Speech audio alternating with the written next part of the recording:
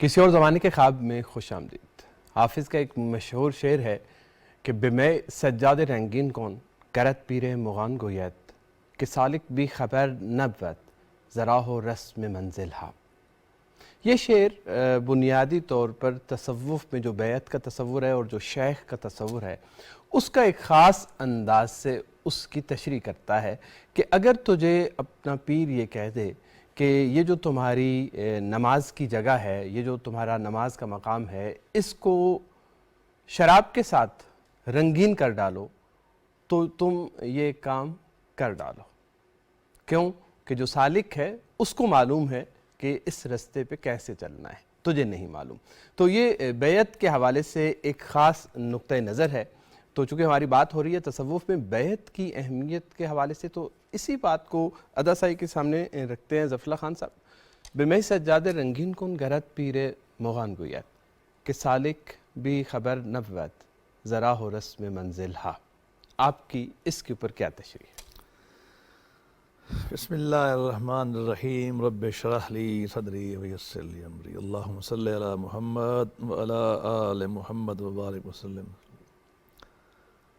آپ نے صوفیانہ شاعری کے ایک امام کا ایک شعر پڑھا ہے۔ حضرت علامہ اقبال رحمۃ اللہ علیہ نے جب ہندوستان کی غلط صوفیوں پر، غلط تصوف پر جب گرفت کی تو انہوں نے حافظ کو بھی رگڑ دیا۔ وہ ایک لمبی بحث ہے۔ اور جب ابتدا میں علماء نے کہا کہ بھئی حافظ تو ہمارے امام ہیں، ہم تو خانقاہوں میں اس کے شعر پڑھتے ہیں، ہم تو اس کی قوالیاں گاتے ہیں، ہم تو یہ شعر پڑھتے ہیں، تو آپ نے ہمارے بزرگ کو، تو اقبال نے آگے سے نا جو لکھا اس کا ایک مصرع پڑھ دیتا ہوں۔ حافظ صحبہ گزار، وہ تو شراب کی باتیں کرتا تھا یار حافظ، تمہارا کیسے پیر بن گیا؟ خیر وہ الگ بحث ہے کہ وہ بعد میں اقبال نے اور خود حافظ کی کچھ غزلوں کے استقبال میں ان کی زمین میں خود شعر بھی کہے۔ نہیں حافظ کو کون چھوڑ سکتا؟ اقبال نے خود کہے۔ نہیں اقبال تو ایک خاص طرح پہ تنقید کر رہا تھا نا کہ آپ ایک حد سے آگے کیوں جاتے ہیں۔ خیر وہ اتنا بتا دیتے ہیں کہ وہ بعد میں اقبال نے شعر کچھ بزرگوں کے انٹرونشن پہ واپس لے لیے اور پھر کہا کہ میں کتاب لکھوں گا اس موضوع پر، کتاب کے نوٹ لیے، وہ کتاب چھپ نہیں سکی۔ دیکھیے تصوف میں جب یہ کہا جاتا ہے کہ میں نے ایک فلاں شخص کو پیر مان لیا، مرشد مان لیا، اس کا ایک تصور یہ ہے، ایک تصور کہ آپ نے اس کی ہر بات ماننی ہے۔ یہ کچھ پیروں نے بڑھا دیا، کچھ نے لوگوں نے بنا لیا، جو ارلی پیریڈ میں تو استاد تھا۔ گویا اس میں بھی افراط و تفریط جی یقیناً۔ اب دیکھیں نا، میں آپ کو اس کی کلاسیکل مثال دوں، دو مثالیں دیتا ہوں، یہ بات بہت اہم ہے۔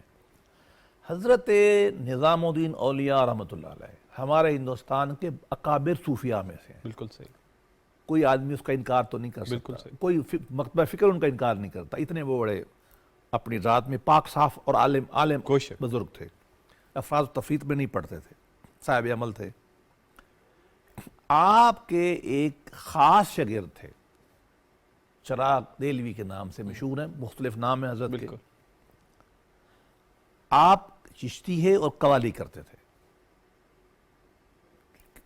تھے، ابو الخسرو بیٹھا ہوتا تھا، قوالی چل رہی ہے، اور بتائیے چشتی چلتے قوالی پر ہے۔ بالکل۔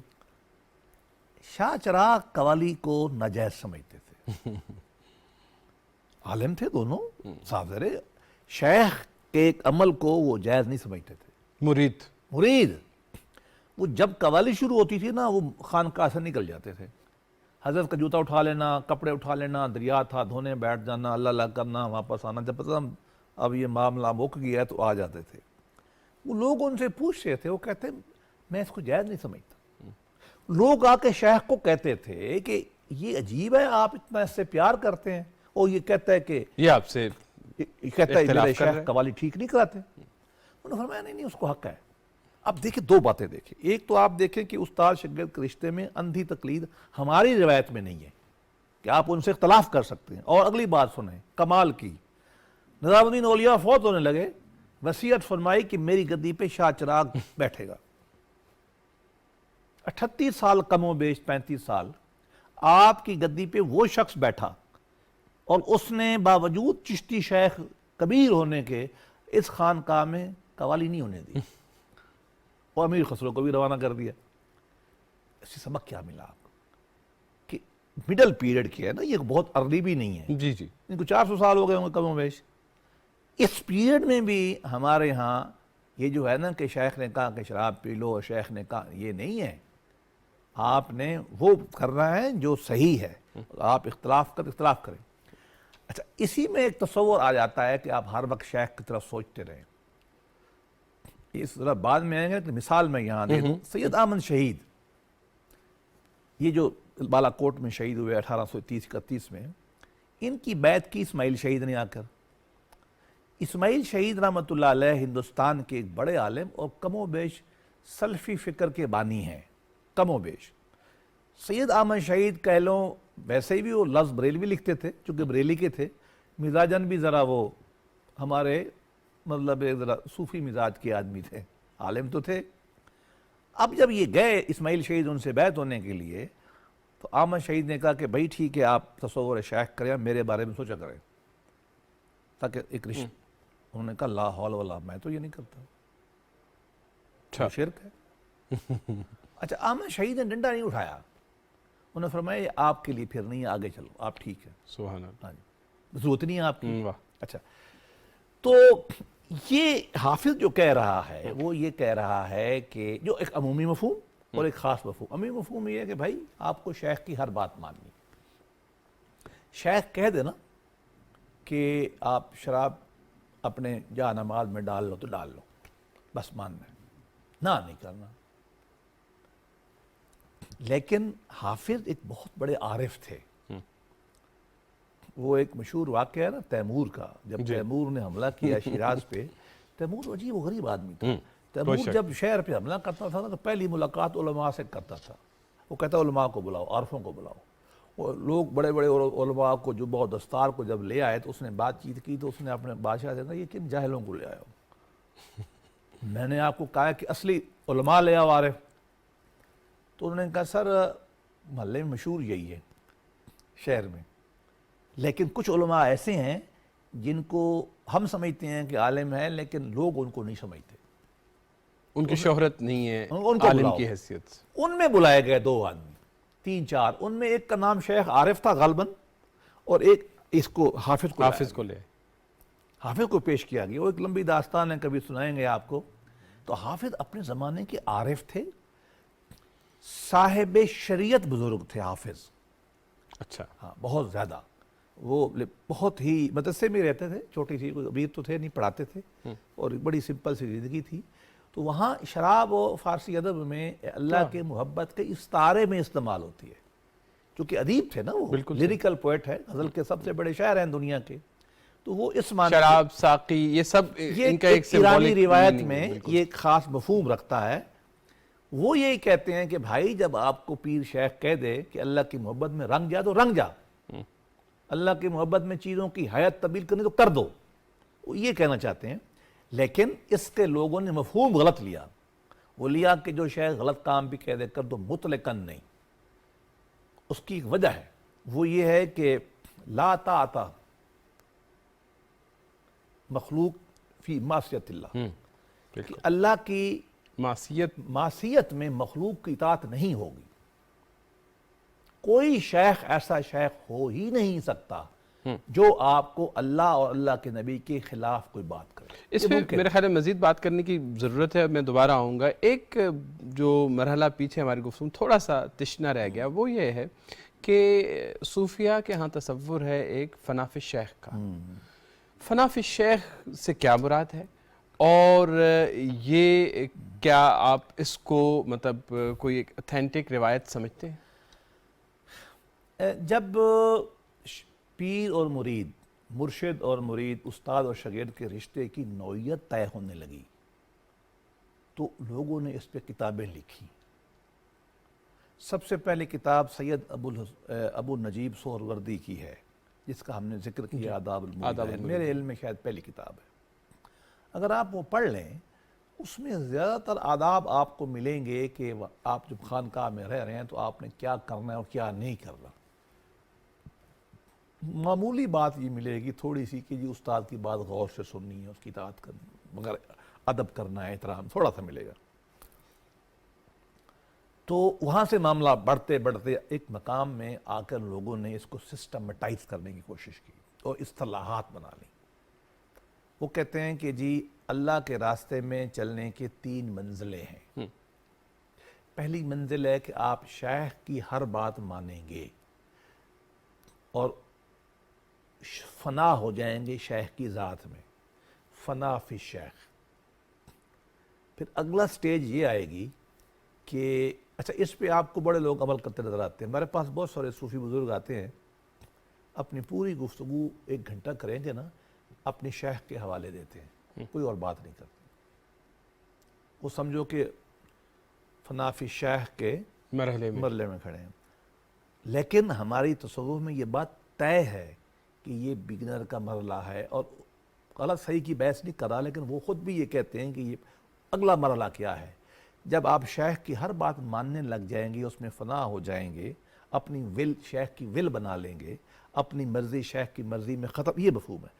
تو وہ آپ سے کہے گا کہ آپ کو نبی پاک صلی اللہ علیہ وسلم کی اطاعت کرنی ہے، اور وہ اپنی راہ سے اٹھا کر آپ کو نبی کریم صلی اللہ علیہ وسلم کی ذات میں لے جائے گا اور ادھر فنا کرائے گا. آپ پھر فنا پھر رسول ہوں گے کہ حضور کی شکل مبارک کوشش کرنی ہے، آپ کے اعمال کی کوشش کرنی ہے، جو چیزیں آپ نے منع کی ہے وہ چھوڑنی ہے، جو چیزیں آپ کو دی آپ نے لینی. تو آپ نبی پاک صلی اللہ علیہ وسلم کی ایک فالوور بن جائیں گے. سیکنڈ سٹیپ میں آپ فنا فی رسول ہوں گے. لیکن وہاں بھی خاتمہ نہیں ہے، خاتمہ تو اللہ کی طرف ہے. تو آپ جب نبی پاک صلی اللہ علیہ وسلم کی ہر بات مان لیں گے، جب اللہ کو نبی یہ بتائیں گے آپ کو کہ اللہ کی طرف جانا ہے، تو پھر آپ اگلا سٹیپ کر کے آپ اللہ میں فنا ہو جائیں گے. اللہ کی محبت، اللہ کی اطاعت، اللہ کا عشق، حب، ادھر چلے جائیں گے. وہ ہوگا فنا فی اللہ، فنا فی شیخ، فنا فی الرسول، فنا فی اللہ. وہ ایک بات کہتے ہیں. ہمارے ہاں ہوتا یہ ہے کہ عامی جو ہے وہ فنا فی الشیخ میں ہی کھڑا رہتا ہے، اور اس کی بدقسمتی اور آ گئی ہے. کچھ جو جعلی شیخ ہوتے ہیں وہ آپ کو رکھتے ہی اپنی ذات کی طرف ہیں، جو تصوف میں سخت ناپسند کیا جاتا ہے. تصوف سوائے اللہ کے ذات کے کوئی نہیں ہے، تصوف کوئی نبی پاک کی اطاعت کے علاوہ کوئی نہیں ہے. لیکن وہ شیخ جو ہیں ان کی نظر چونکہ آپ کی وہ جیب پہ ہوتی ہے، تو وہ لوگوں کو اپنی ذات تک ہی رکھتے ہیں. اس کو اللہ نے بھی ناپسند فرمایا ہے. اللہ پاک ارشاد فرماتے ہیں کہ حضرت مسیح نے، عیسیٰ علیہ السلام نے لوگوں کو اپنی طرف نہیں بلایا تھا، تو تم نے اس کو بیٹا بنا لیا اور نبی خدا بنا لیا. وہ تو آپ کو ادھر لانے کے لیے آئے تھے. وہ میدان محشر میں انبیاء خدا کے حاضری دیں گے اور کہیں گے اے خدا ہم نے تو نہیں کہا تھا ان کو یہ. تو یہ جو تصور ہے یہ پرورٹڈ ہے. آپ کو کسی کلاسیکل صوفی میں نہیں ملے گا کہ آپ تصور شیخ میں فنا ہو کے ہر شے چھوڑ دیں. پہلے صوفی سے لے کر آج تک آخری بڑے صوفی تو آپ کو پتہ نا، یہ ہمارے اسلام آباد والے علمی صوفی کہلاتے ہیں نا، پیر میر علی شاہ صاحب. آپ ان کی تحریروں میں پڑھ لیں گے نہیں ملے گا. وہ آپ کو اللہ کی طرف لے جائیں گے، رسول کی طرف لے جائیں گے. نظام الدین اولیاء، معین الدین چشتی، بہاؤالدین، عبدالقادر جیلانی، ابو حسن شاذلی، شہاب الدین سہروردی، جن کا ہم نے سب کا نام لیا ہے، کسی کا ایک لائن کوئی مجھے نہیں دکھا سکتا جو لوگوں کو اپنی طرف بلاتے ہوں. اور اگر کسی نے کیا بھی صحیح تو آپ نے کہا لا حول ولا، اوپر جاؤ اللہ کے نبی کی طرف. تو یہ ایک پرورشن آ گئی ہے. ایک یہ تصور ٹھیک ہے استاد کی حیثیت سے. مقصد یہ ہے کہ گائیڈنس میں چلو. جیسے لوگ پیتھاگورس کے جا کے مرید ہوتے تھے، وہ اپنی ذات کا تھوڑی بولا تھا. وہ موسیقی میں، فلسفے میں، کلام میں آپ کو آگے دھکا دیتا تھا. ایک ایسوسیشن بننی ہوتی ہے نا، کہ آپ سے اگر کسی سے تعلق بن جائے تو اس کی بات ماننا آسان ہو جاتا ہے. یہ اس کا مفہوم ہے. لیکن وہ پرورٹڈ ہے. اچھا پھر یہ کیسے طے ہوگا؟ ایک مرید ہے، ایک طالب ہے، صدق دل سے وہ چاہتا ہے کہ کوئی اس کی رہنمائی کرے، وہ کسی کی تربیت میں جائے، کس کے پاس جائے؟ کیسے طے ہوگا کہ یہ استاد ہے؟ اچھا اس موضوع پہ ہمارے لوگوں نے بہت کچھ لکھا ہے. اب میں 4 5 6 چیزیں بتا دیتا ہوں جو دیکھنی چاہیے. کلاسک کی تصوف میں بزرگ کی ایک تعریف کی جاتی ہے، وہ یہ ہے کہ جس کی صحبت میں آپ بیٹھیں تو آپ اللہ کے قریب اپنے آپ کو محسوس کریں. وہ شیخ ہے. اب 2 باتیں اس میں آ گئی ہیں. آپ دنیاوی جھنبیلوں، میٹیریل لنک سے اپنے آپ کو ڈی لنک فیل کریں، اور کسی بھی چیز سے ہٹ کے آپ اللہ کی قربت محسوس کریں، شیخ کی نہیں. بیٹھے آپ شیخ کی قربت میں ہیں، لیکن آپ کو اللہ یاد آئے، یہ سب سے بڑی شیخ کی نشانی ہے۔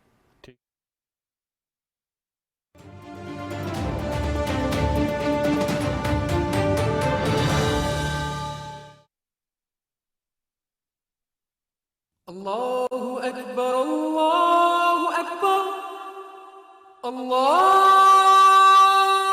اکبر اللہ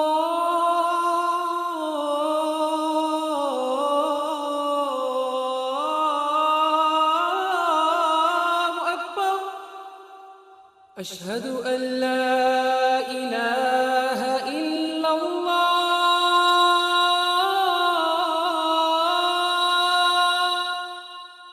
اشہد ان لا الہ الا اللہ اشہد ان محمد رسول اللہ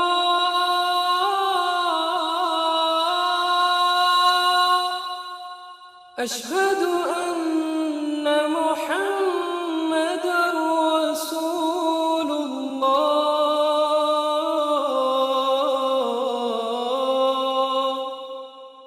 حی علی الصلاة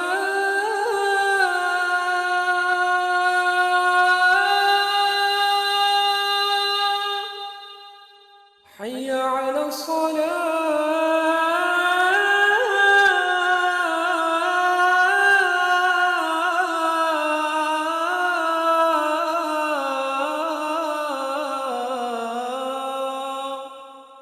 حي على الفلاح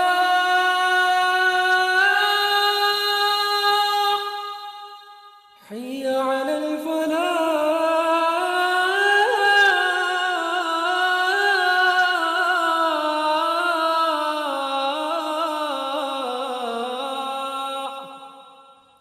اللہ اکبر اللہ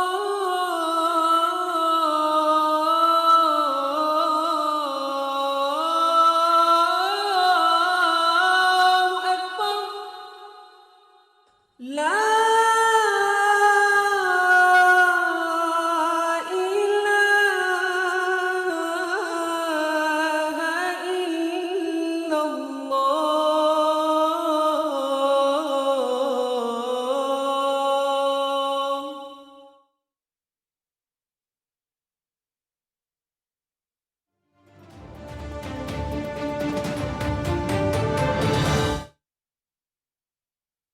میں کچھ چیزیں بیان کی گئی ہیں کہ وہ شیخ کون ہوگا، وہ مثلا صبر کرے گا، شکر کرنے والا ہوگا۔ مجھے ایک عجیب سی روایت یاد آ رہی ہے، شفیق بلخی جو تھے، شقیق بلخی ہمارے ایک بڑے شیخ ہیں، اب وہ بتا رہے ہیں آپ کو کہ صوفی کرتا کیا ہے۔ وہ ایک بزرگ کے پاس بیٹھے تھے، وہ سمرقند کے بزرگ تھے، تو شقیق بلخی ان سے کہتا ہے کہ جی نہیں، وہ پوچھتے ہیں شقیق بلخی سے کہ جی آپ بتائیے کہ یہ صوفیاء شکر کیسے کرتے ہیں؟ شقیق بلخی کہتے ہیں کہ جب اللہ دیتا ہے تو ہم کھا پی لیتے ہیں، جب اللہ نہیں دیتا تو ہم صبر کرتے ہیں۔ سنیں جی، وہ بزرگ گلے کہتے ہیں یہ ہمارے سمرقند کے کتے بھی یہی کرتے ہیں، جب ملتا ہے تو کھا کے خوش ہو جاتے ہیں، جب نہیں ملتا تو چپ رہتے ہیں، صبر کرتے ہیں۔ اس نے کہا دیکھو ہمارا کیا نقطہ نظر ہے، ہمارا یہ ہے کہ جو آئے وہ اللہ کے راستے میں تقسیم کر دو، جو نیا تو خوش رہو۔ دیکھیے یہ ایک سوچ ہے نا کہ آپ کو دنیا سے اتنا ڈی لنک کرنا ہے اور آپ کو اللہ کی اطاعت میں اور مخلوق کی خدمت میں اتنا لے جانا ہے کہ آپ ذات سے ابو ہو جائیں۔ شیخ وہ ہے میری رائے میں جو آپ کو نفس اور شیطان اور دنیا کی جنبیلوں سے اٹھائے اور اللہ کے حضور کھڑا کر دے، اور اللہ کے حضور کی جو عملی شکل ہے وہ رسالت مآب صلی اللہ علیہ وسلم کی وہ ہے طرز راستہ اختیار کرنا اور اس روایت سے جڑنا جو مسلمانوں کی اجتماعی روایت ہے، اور اس میں انسانیت کی خدمت کرنا، میں اس کو صوفی سمجھوں گا۔ بعض شیخ جو ہیں وہ یہ بھی کہتے ہیں کہ یہ آپ کی آخری منزل ہے اور اس کے بعد اب آپ کہیں اور نہیں جا سکتے، کیا بیعت جو ہے وہ بدلی بھی جا سکتی؟ پہلے زمانے میں تو لوگ 5 شیخ ایک وقت میں رکھتے تھے اور پھر ایک شیخ کے بعد دوسرے کے پاس چلے جاتے تھے، اور علمی لحاظ سے تو ہمارے کسی بزرگ نے یہ نہیں کہا۔ البتہ ایک پرورٹڈ سی روایت بعد میں آ گئی ہے کہ جب آپ نے ایک بنا لیا تو آپ کہیں نہیں جائیں گے، یہ ہماری روایت میں نہیں ہے۔ اب دیکھیں نا، میں آپ کو کیا مثال دوں، حضرت یہ جو دادا گنج بخش ہم بار بار ان کی مثال دیتی ہیں کہ لوگ ان سے مانوس ہیں نا ہمارے۔ آپ کے شیخ ابوالفضل پہلے پیر تھے، دوسرے پیر اب انہوں نے چھوڑ دیے، فوت ہو گئے، چلے گئے عثمان مغربی کے پاس نیشا پور میں، ان سے کچھ کے پاس رہے، ان کو چھوڑ دیا۔ ابو الحسن گرگانی دشتے وہ حیدریہ میں رہتے ہیں، وہاں چلے گئے، اور ایک اور بھی شیخ ہیں، انہوں نے کیا۔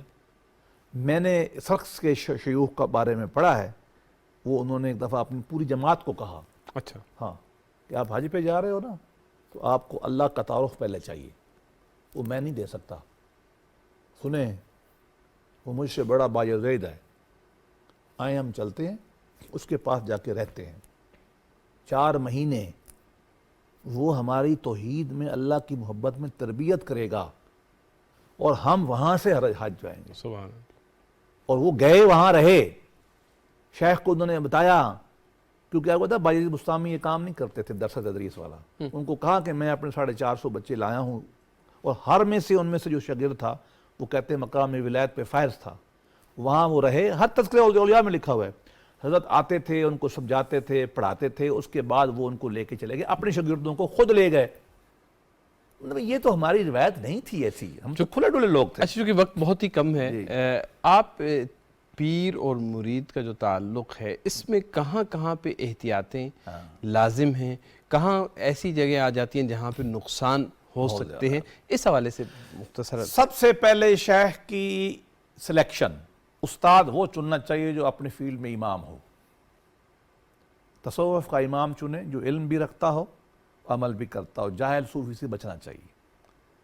جاہل مراد ہے اپنے فیلڈ کا تو کم از کم عالم ہونا، تصوف کا تو عالم ہونا، چلو قرآن حدیث کا عالم نہیں ہے، اس میں فرق نہیں پڑتا، وہ ایک الگ چیز ہے، بہتر تو ہے کہ وہ عالم ہو، دونوں روایتوں کو، شریعت کو بھی جانتا ہو، عرفان کو بھی جانتا ہو، لیکن اگر ایسا نہیں بھی ہے تو کم از کم اپنی روایت کو تو جانتا ہو نا، صوفی روایت کو، یہ شرط ہے۔ دوسری شرط یہ ہے کہ وہ عمل کرتا ہو تصوف پر، دیٹ مین اللہ کی حضوری بھی رہتا ہو، اللہ کی نبی کو اپنا پیر سمجھتا ہو، اور اپنے آپ کو کچھ نہ سمجھتا ہو۔ تیسری، اس کے پاس آپ جاؤ جس کی نظر آپ کی جیب پر نہ ہو، وہ اپنی دنیا ٹھیک کرے اور آپ سے کہے کہ میں آپ کی آخرت ٹھیک کر رہا ہوں۔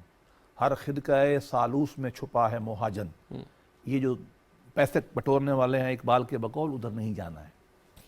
ایک اور احتیاط کرنے کی ضرورت ہے کہ شیخ آپ کا استاد ہے، نبی نہیں ہے، نبی وہ ہے۔ نظر بڑے پیر پہ رہنی چاہیے، چھوٹے پیر پہ استاد کو سمجھنا چاہیے، اصل پیر اللہ کا نبی ہے۔ اور پھر ایک اور احتیاط کی ضرورت ہے ہمارے تصوف میں، ہم بعض اوقات شیخ اور رسول نبی صلی اللہ علیہ وسلم کی محبت میں اللہ کی توحید کو بھول جاتے ہیں، یہ دین کے مزاج کے خلاف ہے۔ وہ شیخ رکھیں جو اللہ کی طرف لے جائے، نبی پر لے جائے، اور اگر آپ کو وہاں سے وہ دور کرتا ہے تو اس کو شیطان سمجھتے ہوئے اس کو آپ چھوڑ دیں، افراط و تفریط نہ کریں۔ شیخ کے ساتھ وہی رشتہ رکھیں جو دین آپ کو اجازت دیتا ہے، وہ انسان ہے شیخ، وہ غلطی بھی کر سکتا ہے، صاف کریں، یہ ضروری نہیں ہے کہ وہ بالکل ناک پاک صاف ہو، انسان ہے نا، شیخ میں غلطی بھی ہو سکتی ہے، نظر کریں، چپ رہے اس سے۔ صحیح، ہر بات بھی نہیں ماننی ہے، وہ ماننی ہے جو اللہ رسول نے کہی ہے، تو یہ باتیں انتہائی ضروری ہے، کیونکہ معیار صرف اللہ کی نبی کی ذات ہے، بس، اور کوئی معیار نہیں۔ ظفر اللہ خان صاحب بے انتہا شکریہ۔ ناظرین، اس کے ساتھ ہی ہم پروگرام کا یہ سلسلہ بیعت کے حوالے سے جو ہم نے شروع کیا تھا اس کو یہیں پہ ختم کریں گے، اور اگلے پروگرام میں ایک نئے موضوع کے ساتھ آپ کی خدمت میں حاضر ہوں گے۔ تب تک اجازت دیجیے، خدا حافظ۔